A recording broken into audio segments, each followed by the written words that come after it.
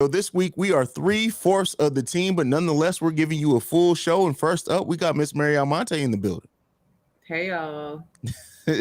Tired Miss Mary Almonte, hardest working woman in show business. We also got Baylor the Great here, the leader of the the owner of the dating pool. Is that your new title now? Like dating pool SP, and you got a lot of fucking. You have almost as many businesses and monikers as me now, Baylor. What's going on, brother? It depends on if they upset. If they upset, then I'm the assistant manager.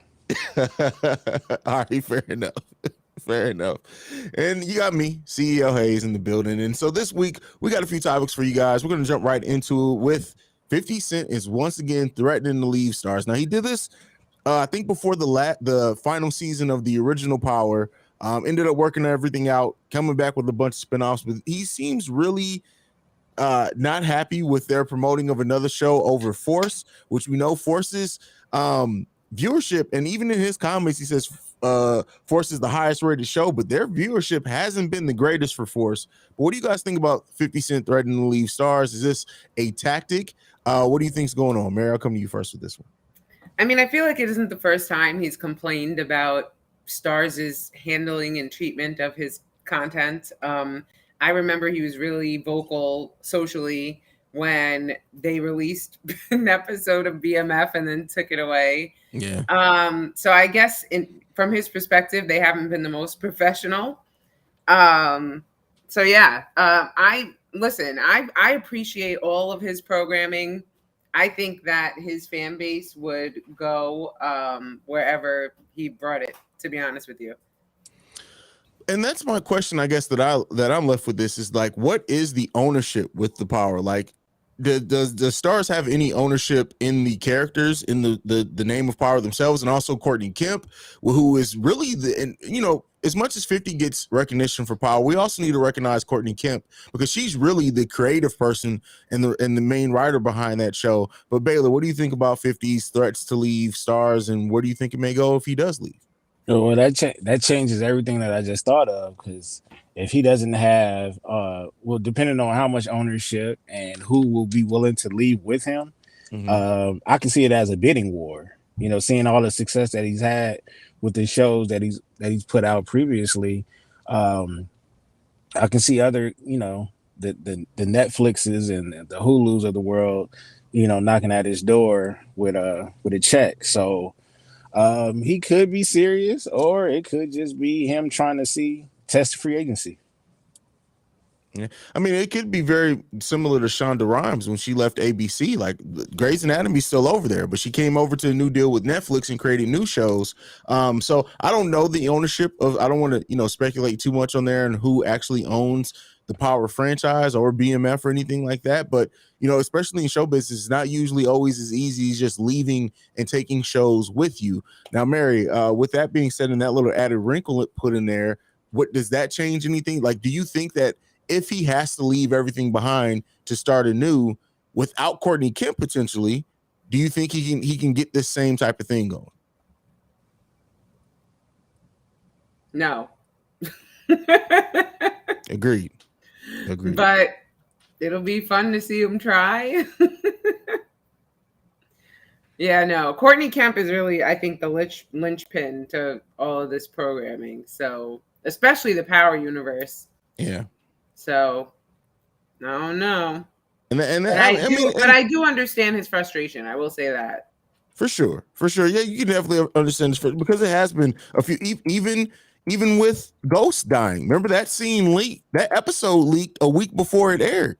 Yeah. They took it down, right? They did their thing to take it down. But and I just looked this up real quick. Courtney Kemp isn't involved with BMF. There's a different creator, Randy Huggins, who's basically the Courtney Kemp of that. So if 50 can partner with another creative, right? Then he could get it started. But it's always more difficult to get something going. And even BMF having a different creative director there, people very much still look at BMF as being part of the Power universe. So that's true. I see it. But I don't think it's impossible though. Again, I know how, where the creation started and who's the mastermind behind it, but I think you can find other people.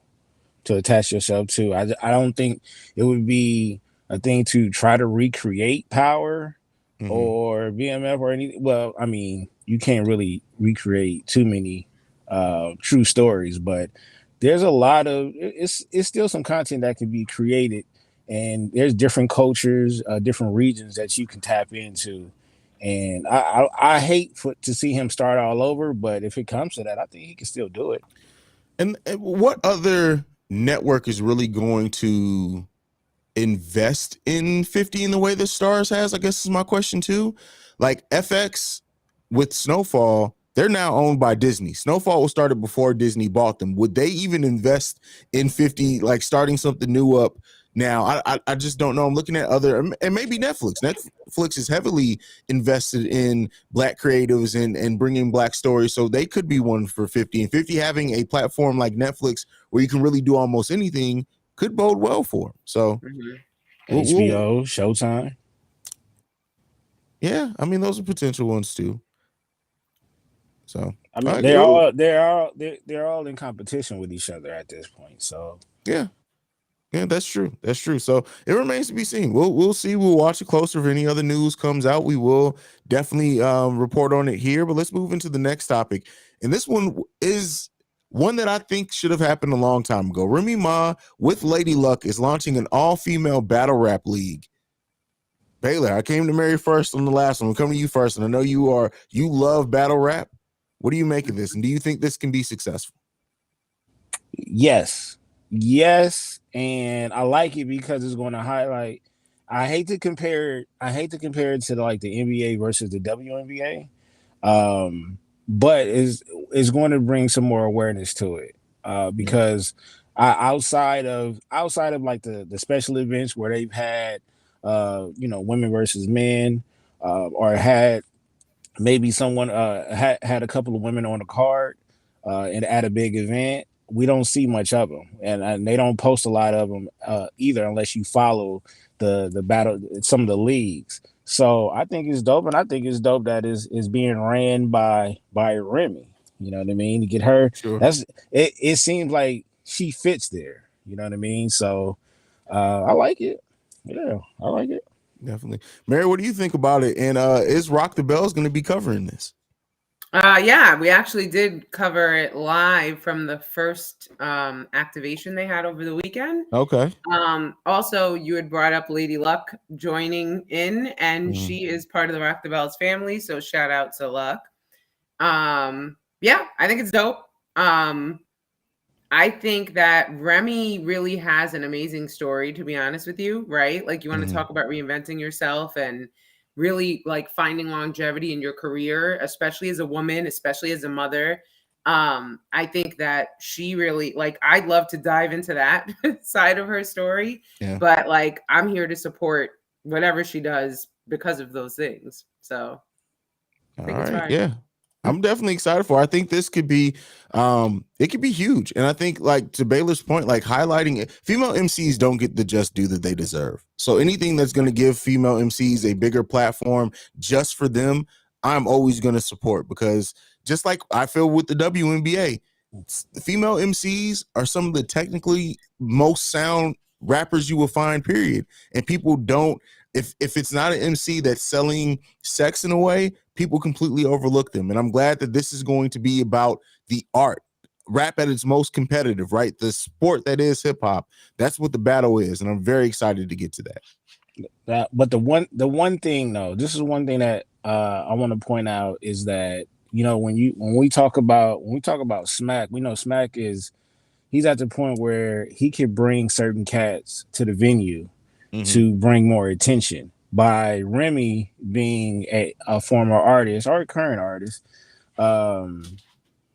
she don't get along with some of the top dogs. Yeah, that would probably, their face alone would help bring more awareness to the league. You know what I mean? If you had a Nicki to pop up, a Cardi B pop up, etc. That helps, because we've seen in the past where Jadakiss has popped up, Busta Rhymes popped up, Drake popped up. You know what I mean? Yeah. And hopefully she gets some support as well from the elder states women of hip hop as well in this venture, maybe to be judges and things like that. I'm really excited for this venture. I can't wait, and we'll cover it as well as we do everything else here.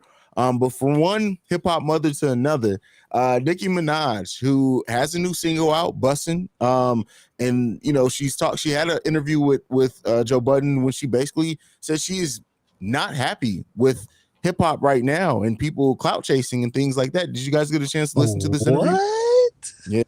Yeah. I mean, leave it to Nicki to always kind of call out the clout chasers, if you will. I was just surprised to see that her and Joe Budden sat down. So I think that's going to be an explosive conversation regardless. Yeah.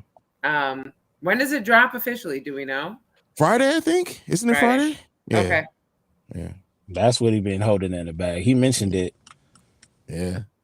He knew, and shout out to Budden, right? Who always finds a way to do something. And, this is an interview that people are going to be dying to see. And then like Nicki Minaj's reemergence in music in many ways is huge. We getting 2 back-to-backs though, because I'm still waiting on that game one too. Yeah, that one too. But what do you think? Did you get to see the clip, Baylor, at all? I didn't get to see the clip, but just hearing her, I'll say this, man. That is a beautiful woman. That's a beautiful woman, but God dog it. she says stuff that she deserves her respect as an artist. I'll say that, but it's like you were at one point you was a part of that. You know what I mean? And it was in different, I would say different times of your career. But the latest one was you knew what you was doing when you made a record with 6ix9ine. That's true. I feel where you're coming at with that. So just as a talking point, right? How do we tell the difference and differentiate people who are chasing trends from people who are setting trends? Like at what point is it? Because hip hop is always reflective of what's going on in the culture that moment. So like what to you guys differentiates an artist who's chasing a trend, who's just following it, so to say? I mean, it's not necessarily negative to follow trends because it happens throughout hip hop. What do you guys make of that? Well, I don't see too many older artists chasing it. I see a lot of older artists accepting where hip hop is at. Some of them agree some of them are cool where it's at, some of them disagree. But I don't see them out there making music similar or making videos similar to that. I see more of the younger cats, unknown name cats that's chasing the trends that was set by the Young Thugs, the 6ix9ines, and etc. Because it sells. Yeah, you know what I mean. So they're going to duplicate whatever is hot right now. If you want to call it mumble rap or whatever you want to call it, it has taken over and it's accepted. They make emotional music now. Okay. Well, what I'll say is that on the East Coast, we are like entrenched in drill music. I don't know if y'all are up on that where you are, but it's actually go ahead. You're gonna say. No, I was about to say, yeah, but that was, I wouldn't necessarily stolen, but I mean that is basically Chicago style. Yeah, I can see that. Whatever European drill rap as well. And they got a lot of younger, and again to my point, the younger artists out here is doing that drill shit.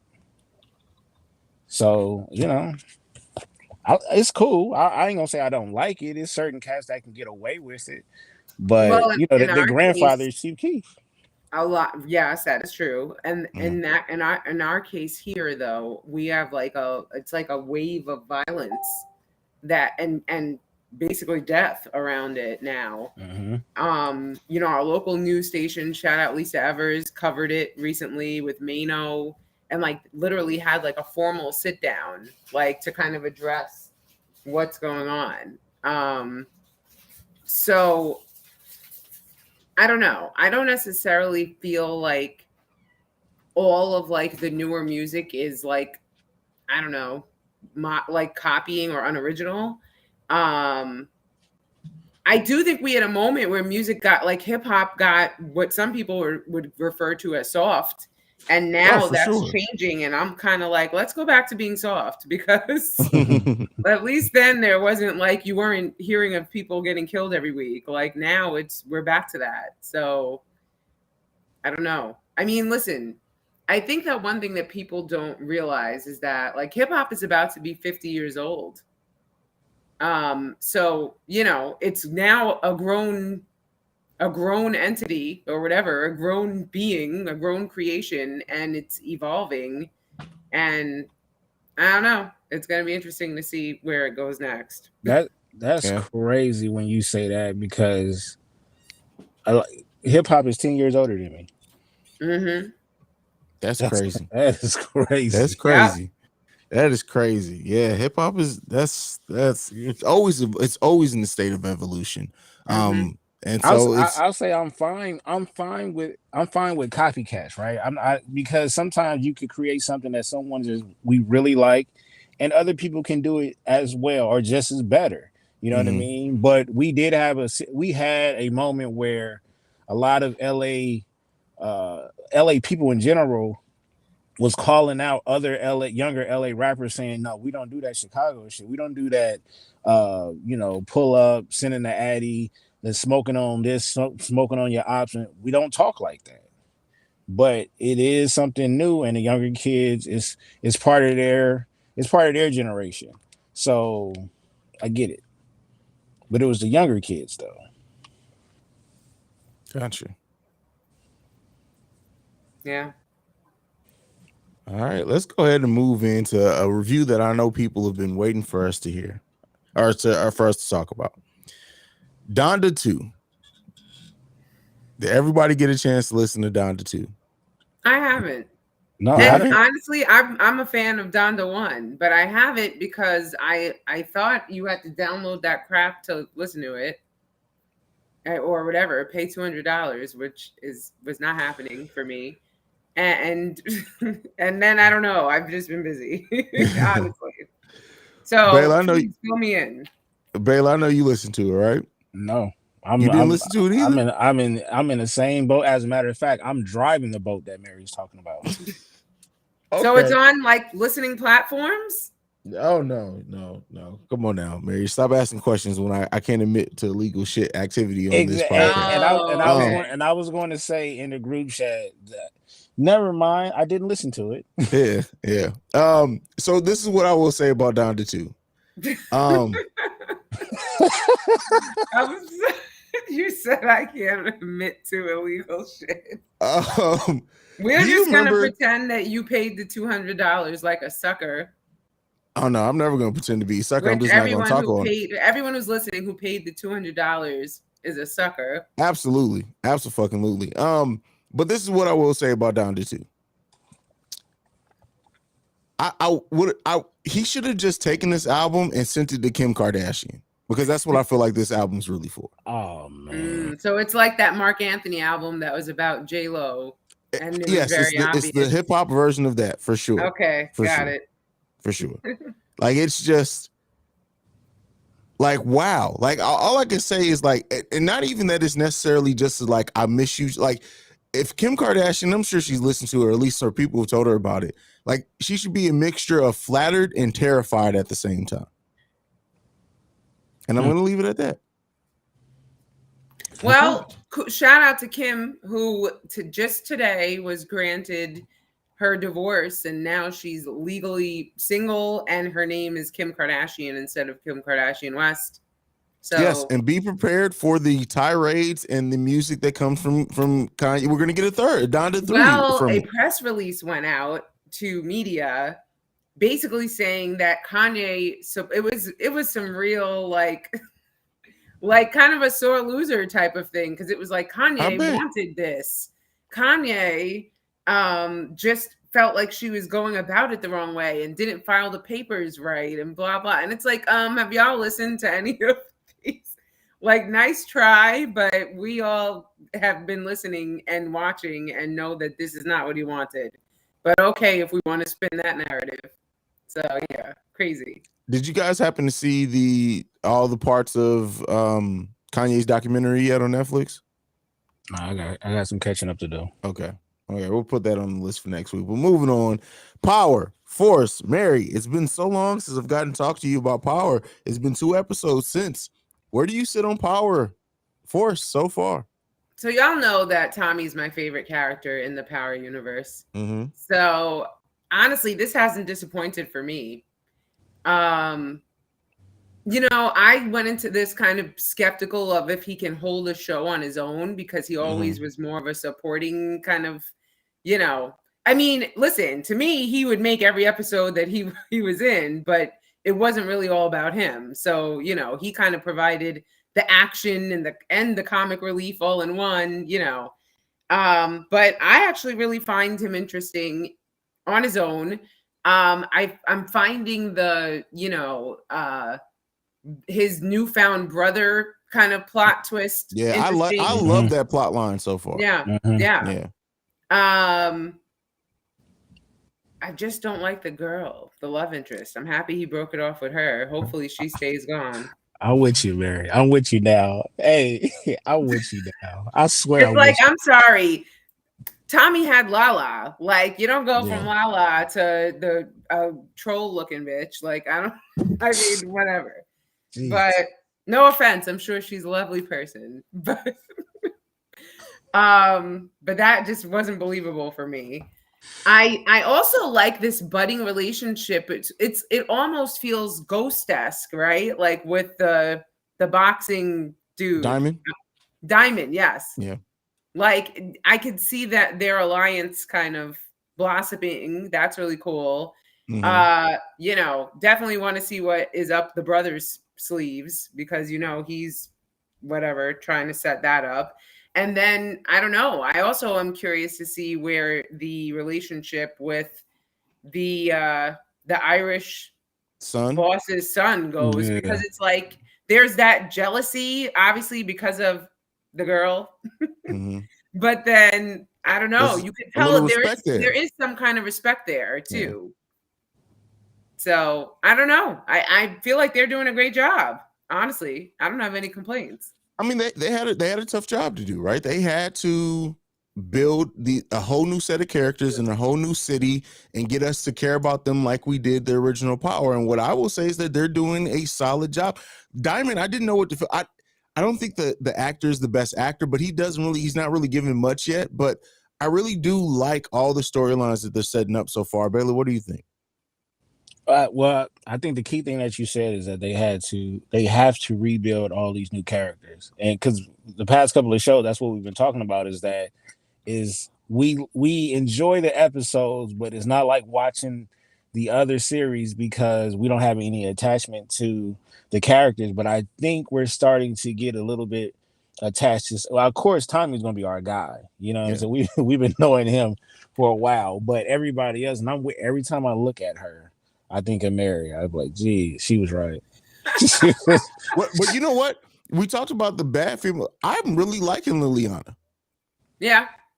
Yeah. I'm really liking what they're doing with her character. I really am really liking it. And I like that she's showing that she's smart, she's resourceful, but she deserves to be Tommy's partner right up there with anybody else. I'm really enjoying what they're doing with her character. We talked about this last week. We know the other reason why.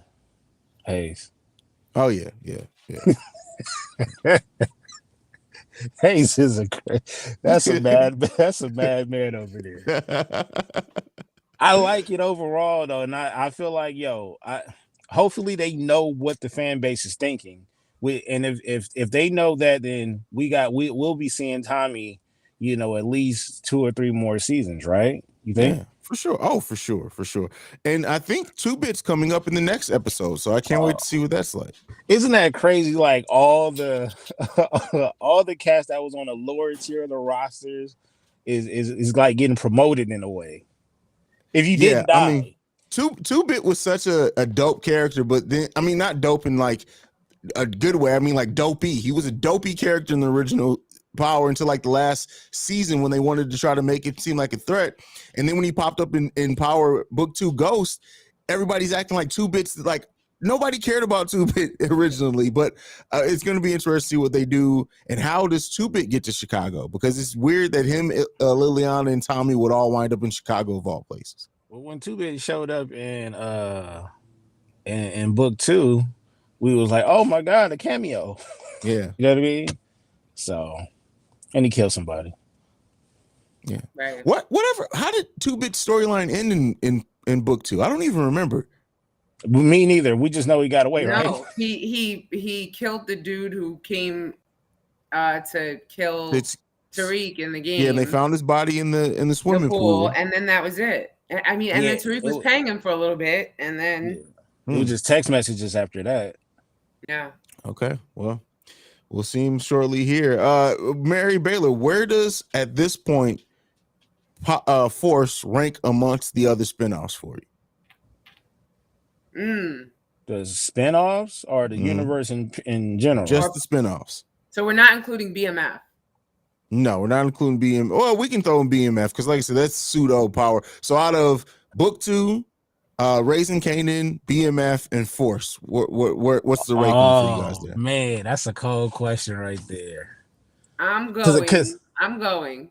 It goes BMF. Okay. Raising Kanan. Okay. I'm sure this is unpopular. Force, and then Ghost, right? That's book 2. Ghost is at the bottom for you. Okay. Okay. Yeah. All right, Baylor. I'm going Kanan, book 2, Force. No, BMF then Force. Okay. All right. I'm going book 2, BMF, Force, then Kanan. Yo, we all over the place. Yeah. That's good. We need Marquis to vote. Marquis be like, I'm not watching this shit. I don't think none of ours lined up, huh? None. Yeah. None. That's good. That's good for them though. Yeah, for sure. Moving in, one thing that we haven't talked about yet on the show, there have been 5 episodes so far. Fresh Prince of Bel-Air. I'm too loyal to the soil right now. I ain't gonna lie to you. I'm stingy with my $5. That's all. I ain't gonna even lie to you, Haize. I'm stingy with my $5 right now. I can give you a password, brother. We'll get you caught up. I'll give you a password. Mary, are you caught up on it? I am. What do you think of the series so far?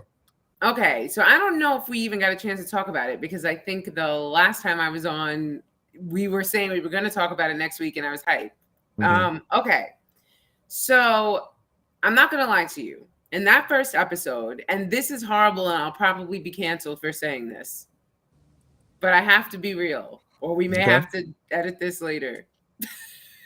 I felt like it looked like a parallel alternate universe where everyone from Fresh Prince was ugly. Like it was like the ugly version of every character. Wow. Except for Hillary and the younger sister. Ashley? Yes. Hillary and Ashley are cute.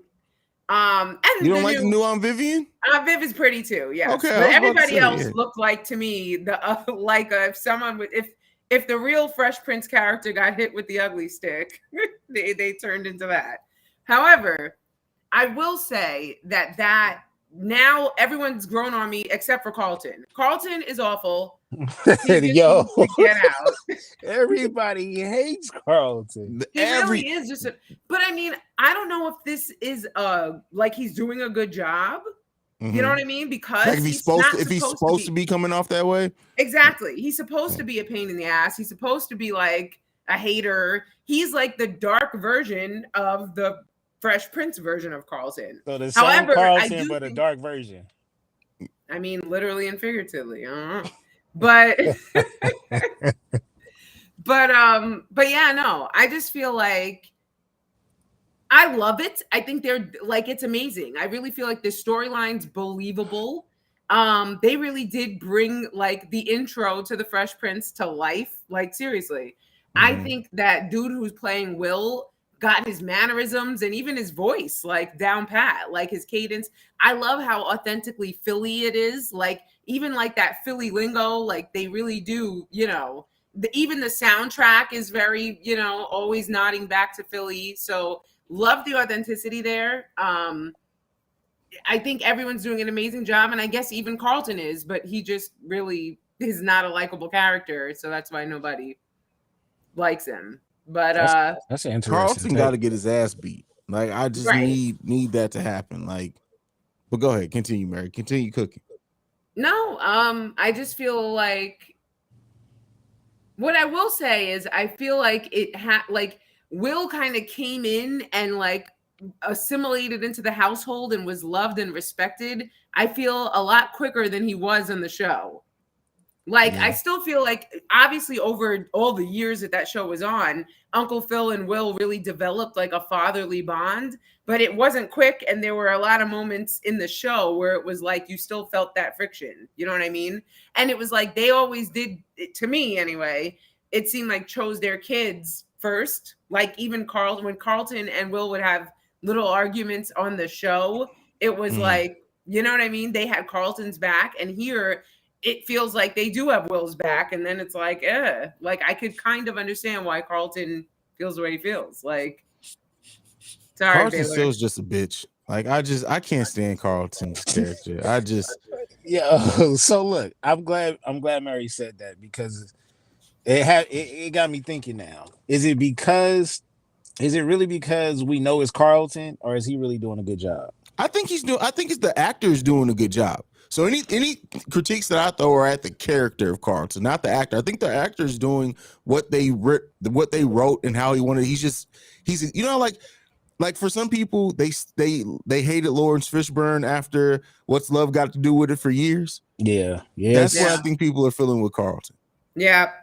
I mean, I've never seen him, the actor, in anything else. So this is my only impression. And it's like, wow, I don't know. I just, I'm not a fan. Yeah, for sure.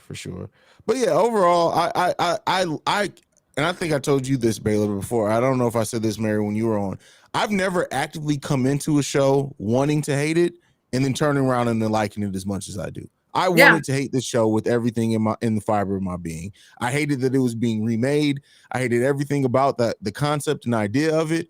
And then I saw the first couple of episodes and I was like, well, they got me. I like this show. Yeah, so it's addicting. I do. I feel like every episode does leave you wanting more. And it's really well produced. I think it's great, honestly. Definitely. But it took me a second to really adjust to the characters for a minute. For sure. I think because they like the Fresh Prince, at least for people of my age range and generation, like we grew up with those characters. So, literally, like, what it's like. And I feel like this generation probably won't, but like growing up with a sitcom, you feel like that's your family too, kind of in your head. For sure. So it was a bit jarring to kind of associate the new cast with their characters and kind of delete their old character. And that says something to the portrayal by the actors too. To have such iconic characters that they come in and they have really made their own. That says a lot. It says a lot. Except for Denise Huxtable, I was definitely not related to her. That is my boo. You're hilarious. Well, then you were moving on. One thing that I didn't put on here yet was the debut of Snowfall. Did you guys all catch up on that? Yes. Yep. Thoughts on that? Yo, Teddy getting on my goddamn nerves. That's what. I know. Now that he's Teddy, he's annoying. Listen, when Teddy popped up did you guys notice when he was supposed to be the plumber that randomly popped up? Yeah, but I know why it took me a second to had me cracking the fuck up, because I'm like, why does he kind of look like Teddy? I mean, Reed. And then I realized, Reed. But then I'm like, why does he have a wig on? Like, so as I started putting that together, I'm like, okay, I got it. I got what's going on here. But I'm sorry, Mary, go ahead. What were you saying about the show? No, I was just saying, whoa, like what a start. I mean, let me tell you, the cinematography and the detail, even in movements, like the choreography was amazing, because at the end of that second episode, when Teddy / Reed decided to show up, And literally, like, how they walked parallel to each other, and then when he handed the cigar, and it was like anxiety. For sure. For real. Yeah. It was great though. I don't like the storyline. Okay. So I feel like I'm about to really be canceled because I just think everyone's busted, or maybe I just think everyone's busted. But that girl is not fly enough at all, in my mind, to be Franklin's love interest. Listen, I said the same thing when I saw her. I knew it. I'm took sorry. such a step down. Right? And it's like he needs to go find the chick who shot him, and if this is who we're resorting to. And then also the only flaw that I feel like and maybe there's a reason for this, so I'm keeping an open mind. But like, yeah, we're not invested enough in her and their relationship for her to now pop up pregnant. I don't know. Like, I feel like something's amiss with that, because if not, then that was flawed writing, because it's like, this girl just came out of nowhere. And their chemistry isn't even like palpable or good. Like, there's nothing, like, literally it feels like even to him, like, she is just the chick that is just there. Yeah. But she got so much goddamn information, and it seemed like she's in there. No, look, newsflash, nobody likes her. Okay. Nobody good. likes So her. I'm not a hater. Yay. No, nobody but it's more than just it's more than just that. It's they don't trust her. You know what I mean? And they feel like she is like a younger version of his mom, where she probably has a nurturing side, and she can handle all the books and things like that, and set up the businesses, set up the whatever she needs to set up, what the mom used to do. I just don't trust her though. I don't trust her at all. And I see Franklin going the ghost route now. He's trying to go legit. Okay. Do you think that this pregnancy is going to last? Oh no. Damn. No. I love how you said, oh no. No. Not at all. Let me know when y'all album come out. You and Mary Cole, boy. Jesus. Nah, that pregnancy is ugly. That's just dude. Oh, she's listen. God damn, she not a good fit. She not gonna have the baby. God damn. I didn't say all that, but I just feel like, I don't know, it doesn't feel right. It just doesn't. Like, she just came up out of nowhere. Yeah. I mean, I guess the one thing I could see is that it seems like he respects her intellect. You know what I mean? And that from a dude like him, I think that is big, because he's pretty clever, and you know what I mean? Not easy, I guess, to find someone who he feels like is an equal intellectually. Yeah. I don't know, because other than that, I'm not feeling it. Baylor put the nail on the head there. I think because of all the people that he lost, considering his mother had to go away, and then the chick who shot him, maybe the nurturing aspect, he's really just looking for somebody to replace his mama, somebody who can just go to, and also maybe somebody who he thinks looks at him in such a way that he doesn't have to worry about them leaving. Yeah. And then so here's the other thing. Like, you mean to tell me that the reception is just so bad in Cuba that the mother doesn't get around to saying, oh, when your dad's dead?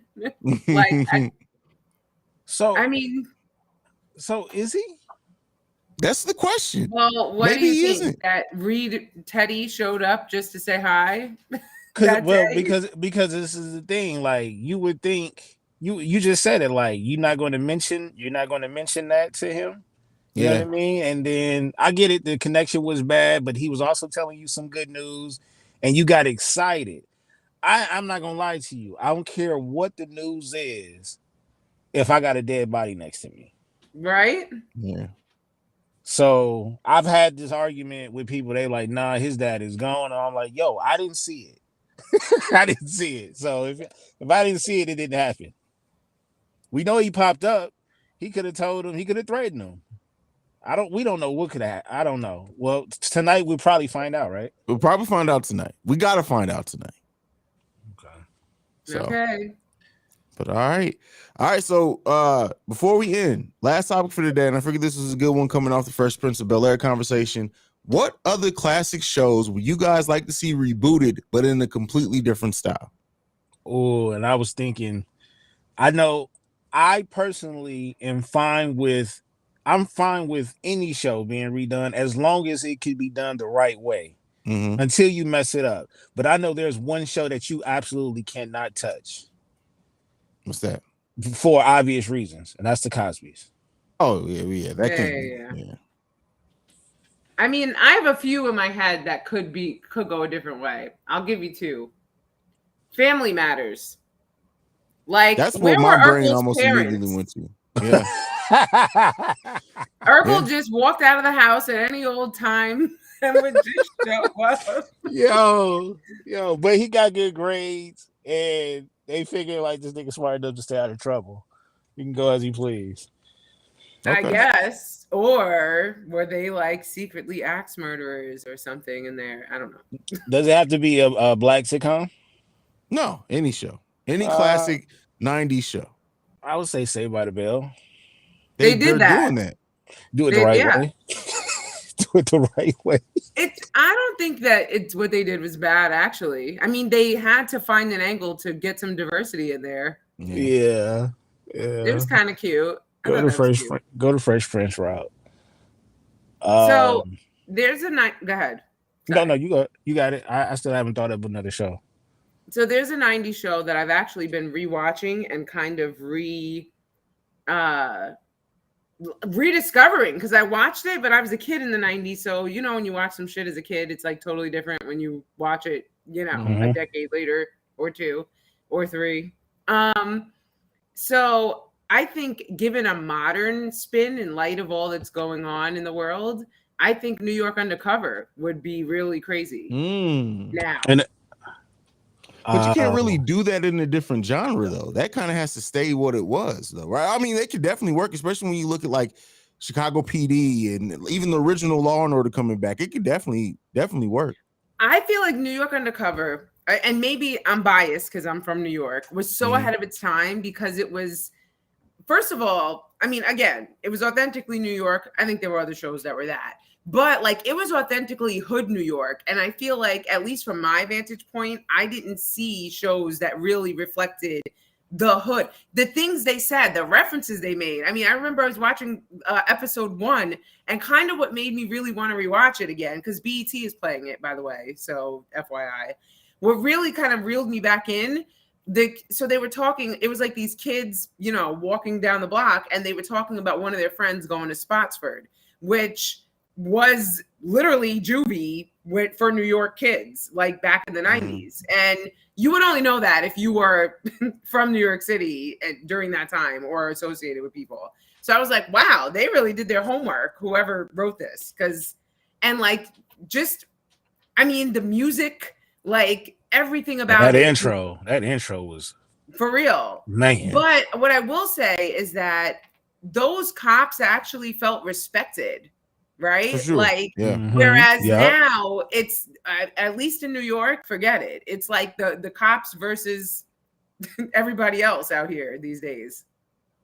It's not. I respect your bias on that, because that could be arguably a top 5 show of all time. And even with the references that I might not pick up, it didn't matter because the show was that dope. You know what I mean? Yeah, I would like to see, especially in today's world, it'd be interesting to see how that would be worked out. You know what I mean? Because it's a lot. It just seems like it's a lot more going on now. For real. But yeah, that's a good one. I put that. And then like to have like a black and a Latino cop, and like, you know what I mean? Like in this climate versus back then where it was like, you know what I'm saying? Yeah, like that love story was undefeated. It was. That was crazy too. But their diversity was actually something that made them more successful as. And they had it was a woman who was their captain too back then. Yeah, right? yeah. That's okay. Yeah, I like that. My pick is 227.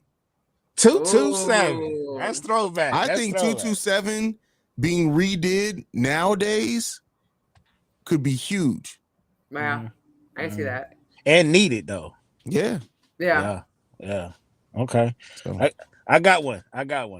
okay. But we have to flip the genders though. Mm. Living single. Mm. But flip it around. I used to love living single. Yeah. What about Okay. Rock? Wow. Oh, that was heavy though. That was But see, that was deep then. yeah. But now We need it. that's what I'm saying. What about Yeah. hanging with Mr. Cooper? Man, listen, keep that shit up off my TV. Man. Hey, I like that. I'm saying, what if Mr. Cooper had a dark side? Just make him a drug dealer. Make it the black version of Breaking Bad. Damn. Wow. I gotta be honest, and I wasn't gonna say all this, but you just bringing that up made me really think about it. And I do think, though, that we're good on the drug dealing black people shows. For sure, yeah. Like we We can need stop more than now. that. Right. We need The ones we elevated. have are great. Yeah. Let's just not expand there. So we got to bring back A Different World. No, bro, you can't. No. Mm-mm. Why? No, A Different World. So, you guys, we talked about perfect albums. A Different World is one of the very few shows that I consider perfect, not just great. I respect that because that's my Perfect. best of all time. One could argue that Grownish is kind of, I don't know if y'all watched that. That's true. Yeah, but it's kind of doing what A Different World did for this generation. I love A Different World. So watch Grownish. I think you'd like it. I don't know. I think Baylor would get pissed off or frustrated with the jump cuts that they do in that show. I've seen a couple of episodes. I haven't been back since, but that's only because I got other shows as a priority. But you're right though. That's a perfect album. All right. Anything left before we end for tonight? I thought him in college was a real college at one point.